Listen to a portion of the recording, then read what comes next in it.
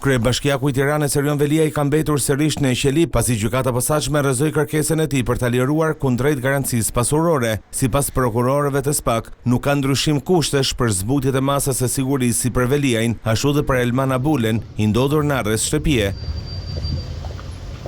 Nga ana tjetër, avokatët e Velia i kërkuan lirinë e tij në këmbim të garancisë pasurore, ndërsa për Abulen detyrim paraqitje, por kërkesat u rrëzuan nga gjyqtari Erion Bani. Gjithashtu gjatë kësaj seance, organi i posaçëm i akuzës paraqiti informacionin 2 mujor mbi ecurinë e hetimeve dhe informoi Togat e Zeza se ka kryer 82 veprime hetimore. Bazuar në këto hetime për SPAK, nuk ka ndryshuar asnjë kusht për ndryshimin e masës së sigurisë së kryebashkiakut. Ndërkohë, gjykata e lartë ka caktuar datën 8 korrik për shqyrtimin e rekursit të Erion Veliajit për masën e sigurisë. Rekursi do të shqyrtohet në dhomë këshillimi pa praninë e palëve. Sipas njoftimit të gjykatës së lartë, kjo çështje është nënshtruar gjykimit me procedurë të përshpejtuar, duke hyrë në kategorinë e çështjeve me prioritet.